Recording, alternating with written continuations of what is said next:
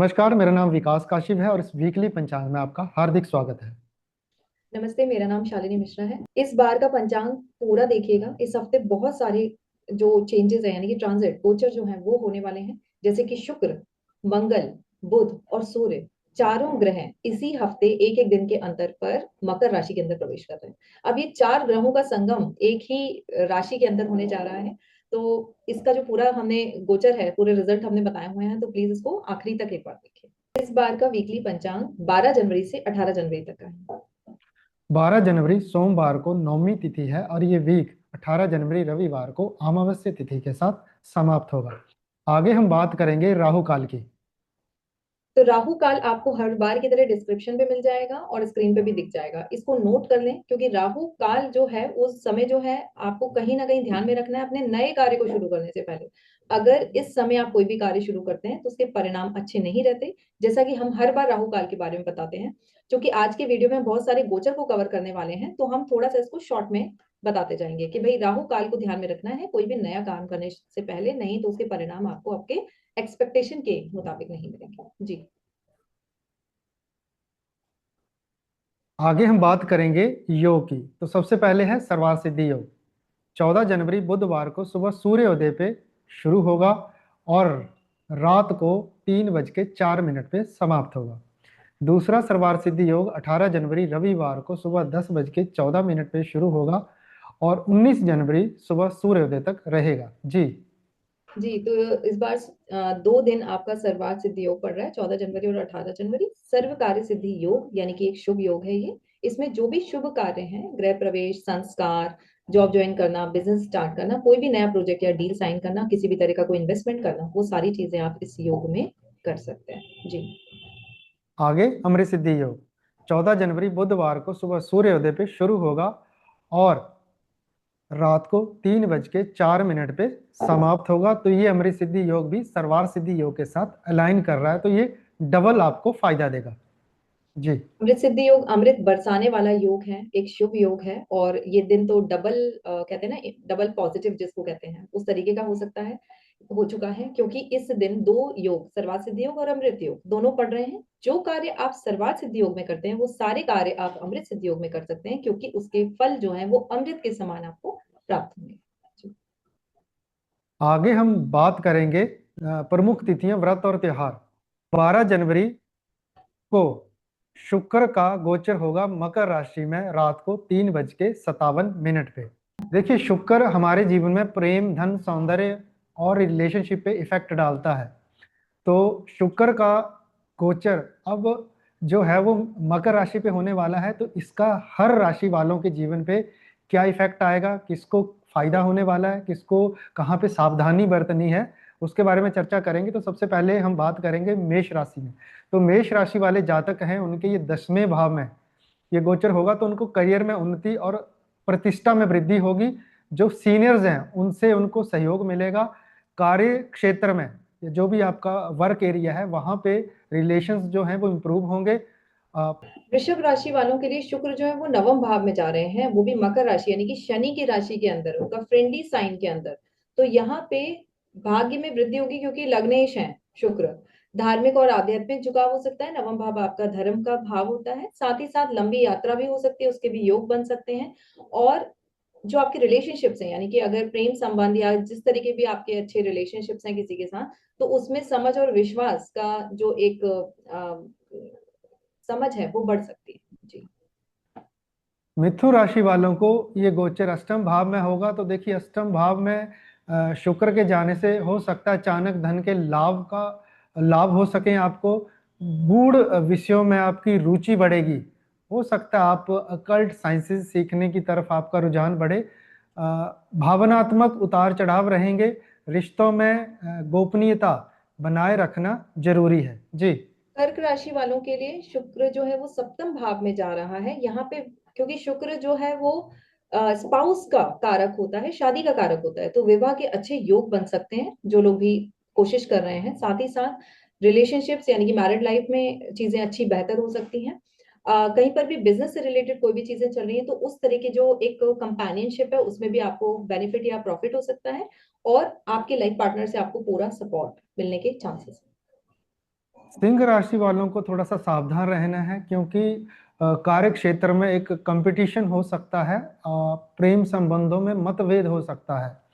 खर्चों में वृद्धि होगी और स्वास्थ्य के प्रति थोड़ा सा सजग रहें। जी। कन्या राशि वालों के लिए शुक्र पंचम भाव में यानी कि फिफ्थ हाउस में जा रहा है। यहाँ पर भी शुक्र इनके लिए फ्रेंडली है, क्योंकि कन्या राशि वालों के लिए शुक्र जो है भाग्य का कारक होता है, उसका स्वामी होता है। प्रेम जीवन में आनंद, यानी कि आपके जो भी रिलेशनशिप्स हैं उसमें काफी अच्छा टाइम आप स्पेंड कर सकते हैं। संतान सुख भी मिल सकता है, जिसके पूरे पूरे चांस हैं। विद्यार्थी जो भी हैं, स्टूडेंट्स जो हैं, वो कॉम्पिटिशन की तैयारी कर रहे हैं, उनके लिए काफी अच्छा समय है। और क्रिएटिविटी में बहुत ही ज्यादा सफलता मिलने का टाइम है, यानी कि जो भी लोग आर्ट से रिलेटेड हैं या किसी भी तरह की ग्राफिक और डिजाइनिंग से रिलेटेड है, उनके लिए ये टाइम बहुत अच्छा है, उसमें उन्हें सक्सेस प्राप्त हो सकती है। तुला राशि वालों को ये गोचर चतुर्भाव में होगा, तो चतुर्भाव में शुक्र जो होता है वो बली हो जाता है। तो देखिए, घर परिवार में सुख शांति रहेगी। आपस में रिलेशनशिप इंप्रूव होंगे। कोई गाड़ी खरीद सकते हैं, संपत्ति खरीदने के भी योग बन सकते हैं। माता से आपको धन लाभ होगा। घर की डेकोरेशन में आपके कुछ खर्चा हो सकता है। वृश्चिक राशि वालों के लिए शुक्र जो है वो थर्ड हाउस यानी कि तीसरे भाव में जाएगा। यहाँ पर उन थर्ड हाउस किस चीज का होता है? आपका आत्मविश्वास का, करेज का, इसमें आपको वृद्धि मिल सकती है। साथ ही साथ मीडिया कम्युनिकेशन जैसी चीजों में एक सक्सेस प्राप्त हो सकती है। भाई बहन यानी कि सिबलिंग्स का भी आपको सहयोग प्राप्त हो सकता है, क्योंकि ये सिबलिंग्स का भी भाव है। और कहीं ना कहीं रिलेशनशिप में थोड़ी पहल हो सकती है। धनु राशि वालों को ये गोचर द्वितीय भाव में होगा। तो देखिए, धन संचय में वृद्धि होगी, पारिवारिक सुख मिलेगा, आपकी वाणी में मधुरता आएगी, आर्थिक स्थिति और ज्यादा मजबूत होगी। मकर राशि वालों के लिए शुक्र जो है वो लगन में जा रहा है, और यहाँ ये पांचवें भाव का भी स्वामी है। तो आपके व्यक्तित्व में एक तरह से आपकी में अट्रैक्शन आ सकता है, काफी कॉन्फिडेंस में वृद्धि हो सकती है, कॉन्फिडेंस बढ़ सकता है। रिलेशनशिप बन सकते हैं, जिन लोगों का कहीं पुराने कोई मतभेद चल रहे थे वो सब सॉल्व हो सकते हैं। और सोशल लाइफ जो है उसमें आपका मान सम्मान बढ़ सकता है। कुंभ राशि वालों को ये गोचर 12वें भाव में होगा, जिसे हम द्वादश भाव भी कहते हैं। तो अचानक खर्चों में वृद्धि हो सकती है। आपका कोई फॉरेन यात्रा के योग भी हैं। कुछ आप विलासिता की ओर भी झुकाव हो सकता है। गुप्त प्रेम या आध्यात्मिक रुचि, इसमें भी आपका रुझान हो सकता है। जी। मीन राशि वालों के लिए शुक्र जो है वो एकादश भाव यानी कि 11th हाउस में जा रहा है। यहाँ पे 11th हाउस के अंदर ज्यादातर सारे प्लैनेट्स को अच्छा माना जाता है, और जब शुक्र जैसा ग्रह वहां जाता है तो कहीं ना कहीं आपको इनकम से रिलेटेड बेनिफिट्स जरूर देता है। तो कोई ना कोई आपको लग्जरी इनकम इन सब से रिलेटेड बेनिफिट्स हो सकते हैं। किसी भी तरह की कोई इच्छा आप ऐसी रखते हैं जो कंफर्ट्स या नई गाड़ी नया घर खरीदना चाहते हैं, तो उसमें भी उसकी भी पूर्ति हो सकती है।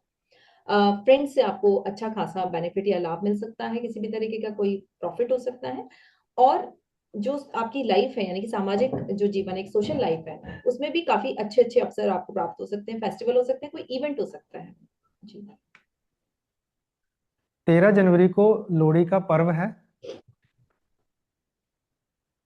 तो देखिए, लोहड़ी उत्तर भारत का एक बहुत ही लोकप्रिय और प्राचीन पर्व है, जो हर साल 13 जनवरी के आसपास ही मनाया जाता है।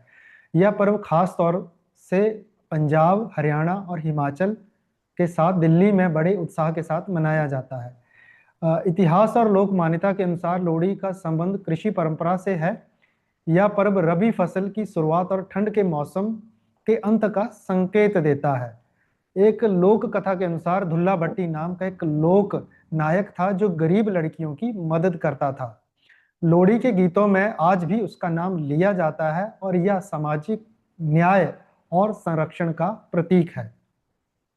14 जनवरी को सठ तिला एकादशी व्रत है, और इसी दिन सूर्य का मकर राशि में गोचर होगा, दोपहर को 3:06 पे। जी। जी, तो हमारा जो षटतिला एकादशी व्रत है, षटतिला एकादशी यानी कि माघ मास के कृष्ण पक्ष की एक महत्वपूर्ण एकादशी है, और ये सारी एकादशी भगवान विष्णु को ही समर्पित होती है। अब इस दिन षटतिला, तिल जो आ रहा है ना, तिलहन यानी कि तिल का बहुत ही विशेष महत्व है। जैसे कि हम सभी जानते हैं, तिल खाने से कैल्शियम आपकी बोन्स को मिलता है। साथ ही साथ तिल में एक इसकी तासीर जो है खाने के बाद एक गर्म होती है। तो सर्दियों में तिल का बहुत विशेष महत्व है। ये एक नेचुरल आपके अंदर एक तरह की ऊर्जा, एक तरह की गर्मी पैदा करता है, जिससे बॉडी जो है वो ठंड को रेजिस्ट करने में काफी सजग रहती है एक तरह से। तो वो जो स्ट्रेंथ है बॉडी की वो तभी बढ़ती है जब आप अंदर से बॉडी की सारी चीजें जो उसको जरूरी हैं, उस समय के न्यूट्रिएंट्स वो सारे उसको प्राप्त हों। तो तिल का इसीलिए बहुत विशेष महत्व इस सीजन में बताया गया है। तो 14 जनवरी को तिल के दान भी करते हैं लोग, तिल के लड्डू भी बनते हैं, तिल से लोग उपटन भी करते हैं, तिल का हवन भी करते हैं। खाने के अलावा ये सारी चीजें होती हैं। तो जो एक मेन इसका जो कह सकते हैं मतलब है वो यही है कि आपके शरीर को तिल का उस वक्त बहुत ज्यादा आवश्यकता होती है। तो तिल को आप ऐसे, जो लोग लड्डू बना के या मीठा नहीं खाते, वो आप इसको ग्राइंड करके रोटी में डालकर, आटे में डालकर भी इसको खा सकते हैं। तो इसीलिए इसको शर्तिला एकादशी का नाम दिया गया है। और इससे कहते हैं, इसको करने से बहुत सारी चीजों का, पापों का नाश होता है। बट बेसिकली हमारी बॉडी को उस समय विंटर सीजन में तिल की बहुत आवश्यकता होती है, यानी कि कैल्शियम और उसकी गर्मी की बहुत आवश्यकता होती है, इसलिए तिल का महत्व बताया गया है। जी। देखिए 14 जनवरी को सूर्य देव जो है वो मकर राशि में भी प्रवेश करेंगे। इसे मकर संक्रांति कहा जाता है। सूर्य इस गोचर में उत्तरायण में आ जाते हैं और यह समय जो होता है ऊर्जा, आत्मविश्वास और नेतृत्व और कर्मों के अच्छे फल के लिए माना जाता है। शनि की राशि मकर में सूर्य का गोचर अनुशासन, रिस्पॉन्सिबिलिटी और कर्म प्रधान फल देता है। तो ये गोचर हर राशि वालों पे क्या प्रभाव देगा इसकी बात करते हैं। तो सबसे पहले है मेष राशि। तो मेष राशि में ये गोचर दशम भाव में होगा। तो देखिए मेष राशि के जातकों को करियर में उन्नति के योग हैं। पद प्रतिष्ठा और मान सम्मान में वृद्धि होगी। सरकारी या प्रशासनिक कार्य में सफलता मिलेगी। पिता और वरिष्ठ अधिकारियों से सहयोग मिलेगा। वृषभ राशि में सूर्य जो है वो नवम भाव में जा रहे हैं, यानी कि 10th हाउस में। अब वो शुक्र के साथ ही उस घर में जा रहे हैं। भाग्य, क्योंकि 9th हाउस में धर्म पिता का भी, गुरु का भी भाव बोला जाता है, और सूर्य इस घर में काफी कंफर्टेबल रहता है। लेकिन शनि की राशि में भी जा रहे हैं, तो साथ साथ यात्राओं पर थोड़ा ध्यान देना होगा। यात्राएं हो सकती हैं। गुरु या पिता किसी का भी मार्गदर्शन प्राप्त हो सकता है। धर्म, क्योंकि सूर्य जो है वो धर्म को भी स्थापित करते हैं, तो धर्म, पुण्य या आध्यात्मिक कार्यों में अगर रुचि बढ़ रही है तो उस कार्य को आप अपने जीवन में जरूर करिए। आपका भाग्य अपने आप वृद्धि हो, आपके भाग्य में अपने आप वृद्धि आएगी। जी। मिथुन राशि वालों को ये अष्टम भाव में गोचर होगा तो अचानक परिवर्तन के योग हैं। गुप्त विषयों में रुचि बढ़ेगी। स्वास्थ्य और क्रोध पर कंट्रोल रखें। रिसर्च, बीमा और इनहेरिटेंस से लाभ संभव है। जी। कर्क राशि वालों के लिए सूर्य जो नवम भाव में, सॉरी, सप्तम भाव में जा रहा है। सप्तम भाव यानी कि 7th हाउस के अंदर सूर्य नीच का हो जाता है और शनि की राशि में जा रहा है। यहाँ पर आपके ऊपर रिस्पॉन्सिबिलिटीज परिवार को लेके बढ़ सकती हैं, जिसकी वजह से फ्रस्ट्रेशन या किसी भी तरह का स्ट्रेस आ सकता है, तो उसका ध्यान रखना है। आप लाइफ पार्टनर के साथ या बिजनेस पार्टनर के साथ मतभेद की संभावना बढ़ सकती है। इसीलिए व्यापार या साझेदारी, किसी भी तरह की कोई डीलिंग्स में बहुत सोच समझ के निर्णय लेना जरूरी है। और साथ ही साथ किसी भी तरह के ईगो, अहंकार जिसे हम कहते हैं, इससे आप बचें, वो भी रिलेशनशिप्स के अंदर। जी। सिंह राशि वालों का ये सिंह राशि वालों को ये गोचर छठे भाव में होगा। तो शत्रुओं पर विजय, प्रतियोगी परीक्षाओं में सफलता, नौकरी में मेहनत से फल मिलेगा। हेल्थ में इंप्रूवमेंट होगी। कन्या राशि वालों के लिए जो गोचर है ये पंचम भाव में, 5th हाउस में होने जा रहा है। ये सूर्य का खुद का घर होता है, तो बुद्धि या निर्णय लेने की जो क्षमता है, विल पावर जो है आपकी, वो मजबूत हो सकती है, स्ट्रांग हो सकती है। शिक्षा या करियर में सफलता प्राप्त हो सकती है। सरकार से कोई अगर आप शिक्षा उसके हिसाब से कुछ दे रहे हैं, एग्जाम दे रहे हैं, या कॉलेज में जाना चाह रहे हैं, तो उसमें भी आपको सफलता प्राप्त हो सकती है। चिल्ड्रंस यानी कि संतान से जुड़ा कोई भी अच्छी न्यूज या समाचार आपको प्राप्त हो सकता है। क्रिएटिविटी में आपको मान सम्मान प्राप्त होगा। जी। तुला राशि वालों को ये गोचर चतुर्भाव में होगा तो घर परिवार में जिम्मेदारी बढ़ेगी। माता के स्वास्थ्य पर ध्यान दें। भूमि भवन से जुड़े मामलों में सावधानी बरतें। आंतरिक बेचैनी संभव है।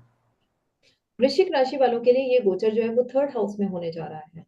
यहाँ पर थर्ड हाउस के अंदर भी सूर्य कंफर्टेबल होता है, क्योंकि साहस और पराक्रम का भाव है, तो दोनों चीजों में यानी कि साहस, पराक्रम, आत्मविश्वास में वृद्धि हो सकती है। भाई बहनों का सहयोग मिलेगा, उनके साथ आपके रिलेशनशिप्स काफी अच्छे हो सकते हैं। मीडिया हो गया या राइटिंग हो गया या कम्युनिकेशन का भाव है, तो कम्युनिकेशन, मीडिया कम्युनिकेशन से रिलेटेड सारी चीजों में आपको बेनिफिट्स प्राप्त हो सकते हैं।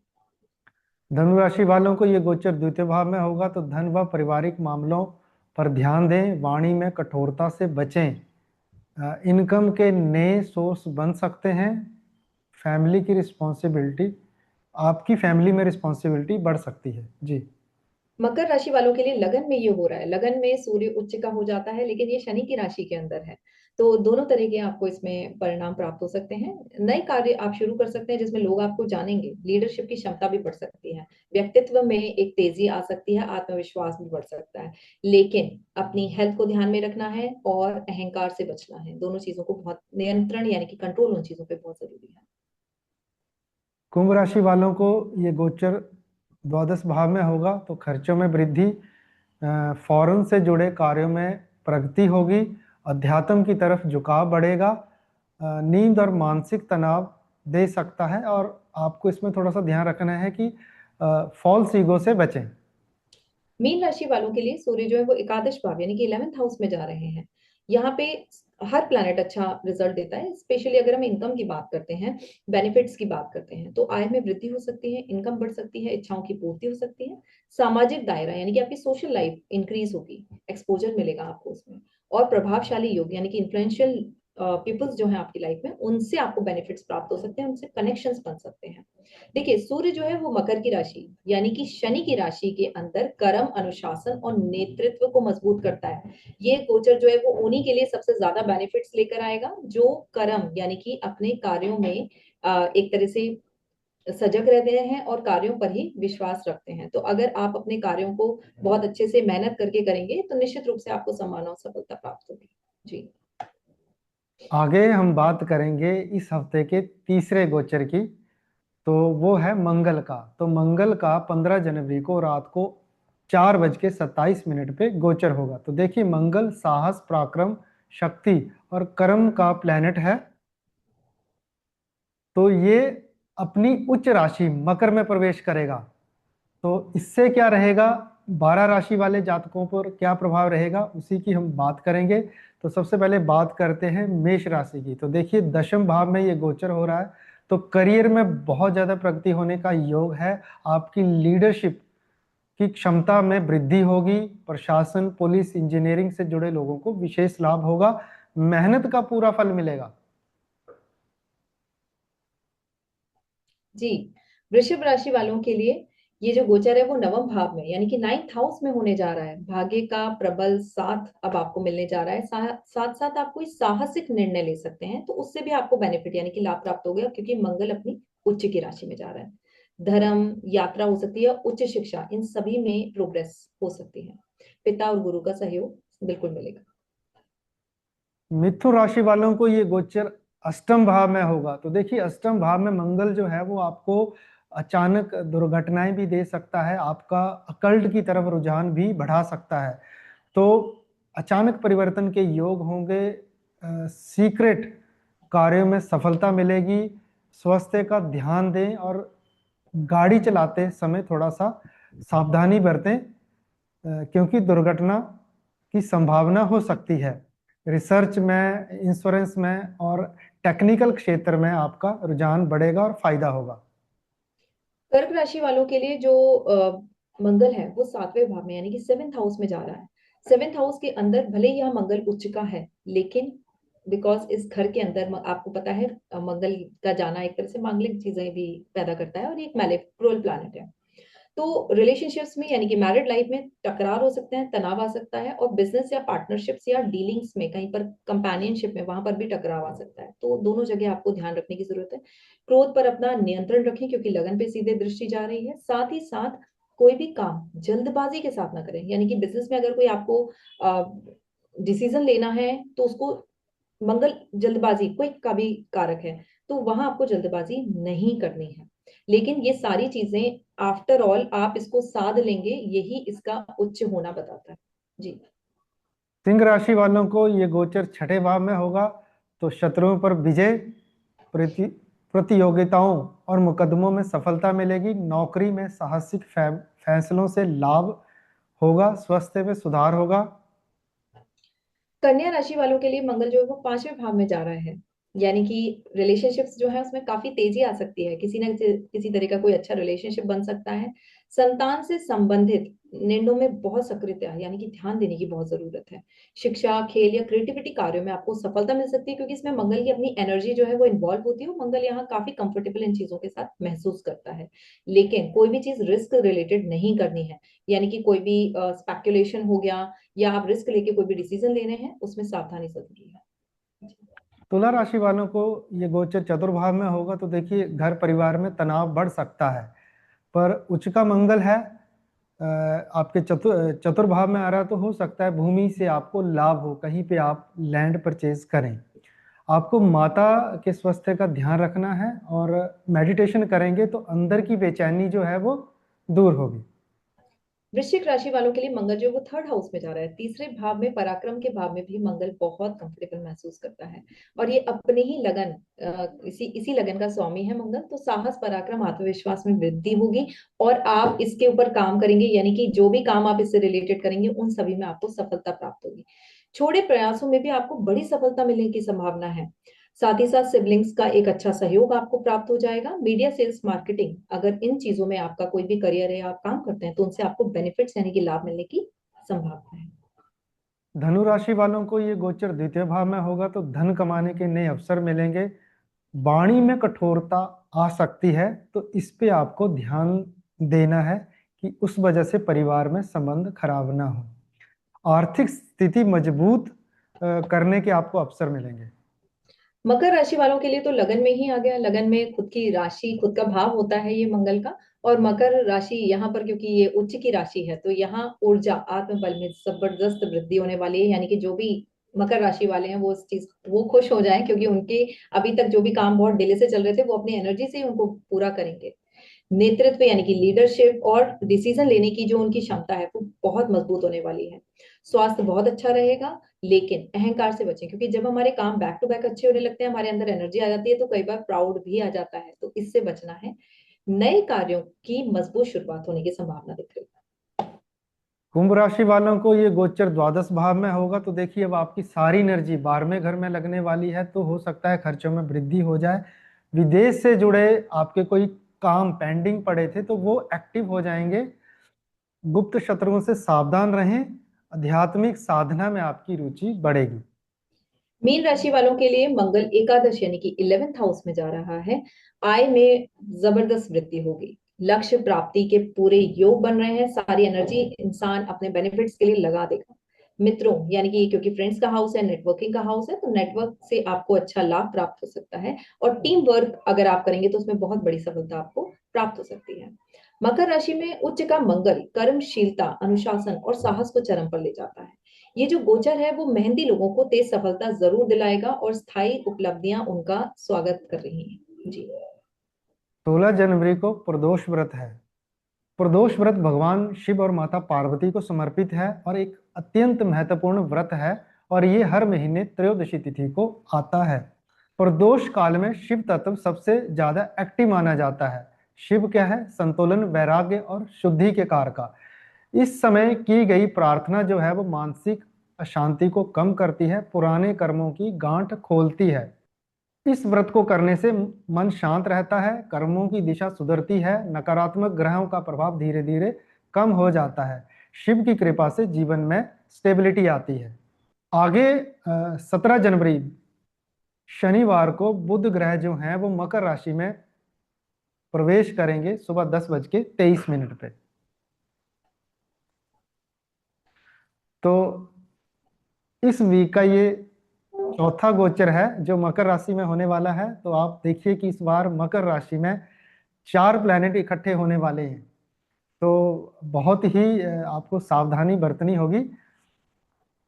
और इसका प्रभाव जो है वो अलग अलग राशि वालों पे क्या क्या रहेगा उसके ऊपर हम बात करेंगे। तो सबसे पहले है मेष राशि। तो मेष राशि वालों को ये गोचर दशम भाव में होगा, तो वहां पे ऑलरेडी पहले शुक्र सूर्य और मंगल विराजमान हैं, और वहां पे अब जाके बुध भी उनको ज्वाइन करेंगे। तो देखिए, करियर में प्रगति के योग बनेंगे, योजना और जो भी आपकी प्लानिंग है उसमें सफलता मिलेगी। सीनियर लोगों के साथ अच्छा संवाद बना के रखें, आपको फायदा होगा, और व्यापार के नए नए कॉन्ट्रैक्ट बनने की संभावना है। वृषभ राशि वालों के लिए जो बुध हैं वो नवम भाव में यानी कि 9th हाउस में जा रहे हैं, तो भाग्य का अच्छा सहयोग मिलेगा। उच्च शिक्षा और काउंसलिंग से आपको लाभ प्राप्त हो सकता है। धार्मिक और आध्यात्मिक जो चर्चा है उसमें भी रुचि हो सकती है, मतलब आपको जो एक बोलने का तरीका है, क्योंकि ये तार्किक आपको शक्ति देता है, तो वहां आपकी ये चीजें बढ़ सकती हैं। लंबी यात्रा के भी योग बन सकते हैं।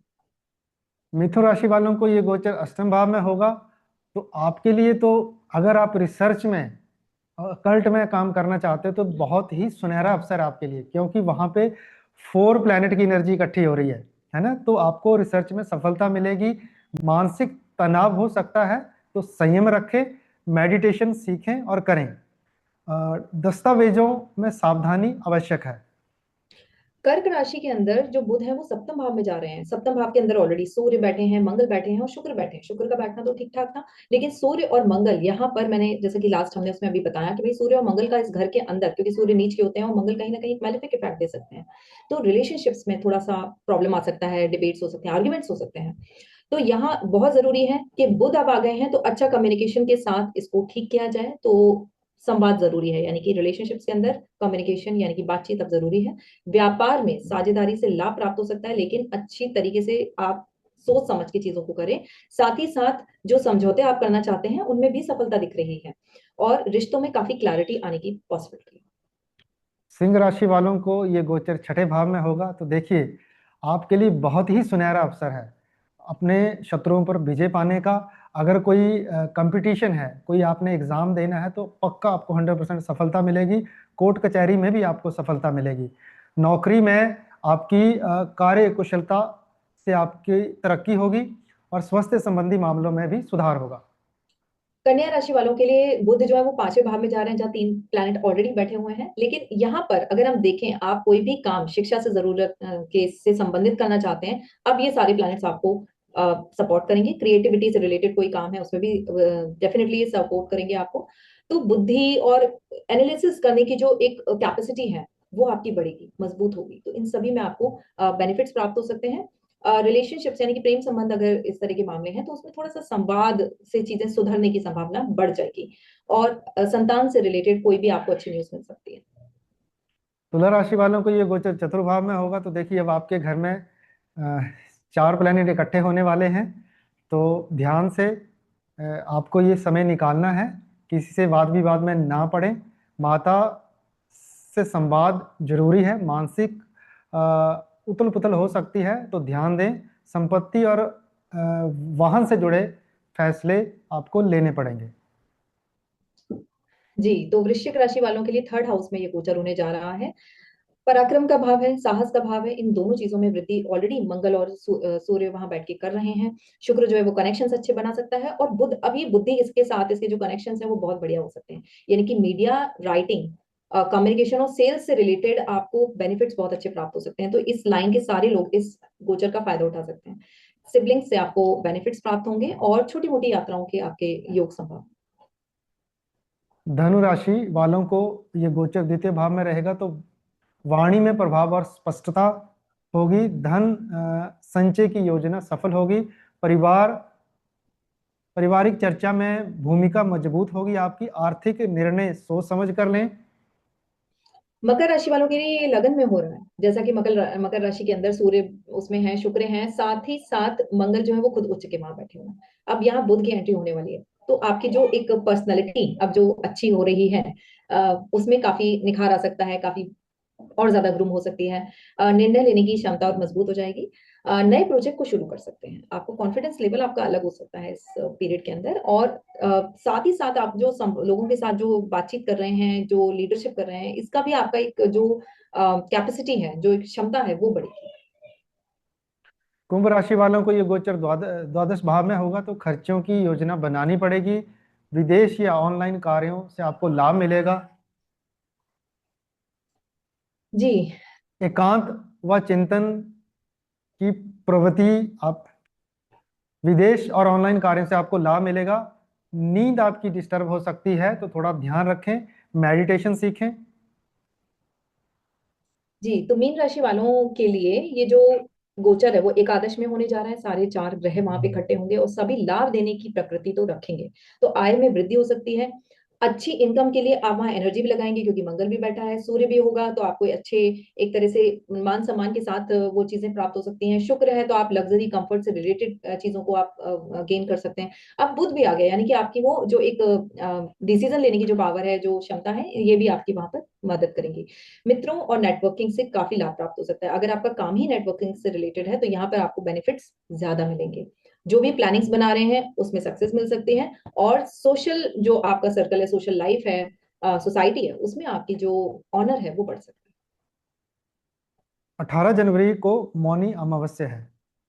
जी, तो 18 जनवरी को मौनी अमावस्या है और ये माघ मास की अमावस्या तिथि को ही मनाई जाती है। ये जो दिन है वो स्नान, मौन और आत्मशुद्धि के लिए बहुत ज्यादा पावन माना गया है। इस दिन विशेष रूप से गंगा स्नान, दान पुण्य, मौन व्रत का महत्व बताया गया है। मौन धारण करने से मन की शुद्धि, आत्मिक शक्ति, शांति मिलती है। साथ ही साथ पवित्र नदियों में स्नान से पापों का नाश होता है। दान करने से पुण्य और सुख समृद्धि की प्राप्ति होती है।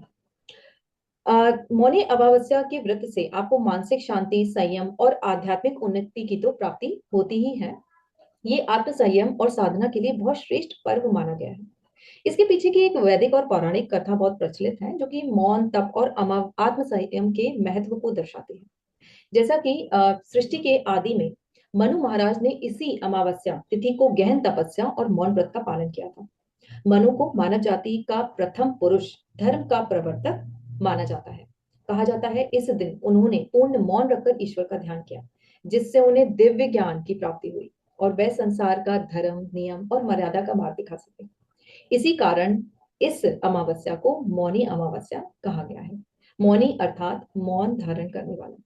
देखिए, अगर हमें आत्मचिंतन करना है, इंट्रोस्पेक्शन करना है, कुछ देर शांत रहने की आवश्यकता है। कंटिन्यूसली जब हम बोलते रहेंगे तो आपका जो मन है वो सही डिसीजन नहीं ले पाएगा, निर्णय नहीं ले पाएगा, क्योंकि अंदर आंतरिक रूप से उसको वो शांति नहीं मिली जिससे वो अपने सही डिसीजन को कनेक्ट कर पाए। तो एक शांत मन ही एक सही ज्ञान को प्राप्त कर सकता है और सही डिसीजन ले सकता है। तो इसीलिए जीवन में हर चीज जरूरी है। सही समय पर कम्युनिकेशन जरूरी है, कितना होना चाहिए वो जरूरी है, क्योंकि ज्यादा ओवर कम्युनिकेट करने से भी आपका बुद्ध खराब होता है। तो यहाँ शांति का जो एक बैलेंस है वो बनाने के लिए इस दिन को बताया गया है कि मौन धारण करना कितना जरूरी है। और अगर आप साधना के मार्ग पर हैं, अगर आप नहीं भी हैं और अपने जीवन में कुछ देर के लिए थोड़ा शांति भी चाहते हैं, सही डिसीजन लेना चाहते हैं, तो शांत रहिए, सेल्फ टॉक कीजिए। जितना शांत बैठेंगे, मौन रहेंगे, आपको अपने लाइफ के सारे जो भी चीजें चल रही हैं उसमें क्या करना है, क्या नहीं करना है, ये सब आपको किसी से पूछने की जरूरत नहीं पड़ेगी। आप खुद ही पहचान सकेंगे, खुद ही जान सकेंगे। तो इसी के साथ इस बार का वीकली पंचांग समाप्त होता है। ये चार ग्रह बहुत सारे लोगों के लिए अलग अलग तरह के रिजल्ट्स ला सकते हैं। क्यों? क्योंकि इन चारों का आपस में जो रिलेशनशिप है वो काफी डिफरेंट है। बुध और मंगल की बहुत ज्यादा नहीं बनती है, इसीलिए एनर्जी और उसके साथ में जो कम्युनिकेशन है, प्लानिंग्स है, उसको अलाइंड करना आपका काम है। इसी तरीके से सूर्य और शुक्र की नहीं बनती है। तो यहाँ पर आपको ये सारी चीजों को जो 4 प्लैनेट्स हैं, इनके अकॉर्डिंग अगर आप इनके पॉजिटिव जो भी सिग्निफिकेशन है उनको यूज करेंगे तो आपको डेफिनेटली सक्सेस प्राप्त होगी। जी, नमस्कार। नमस्ते।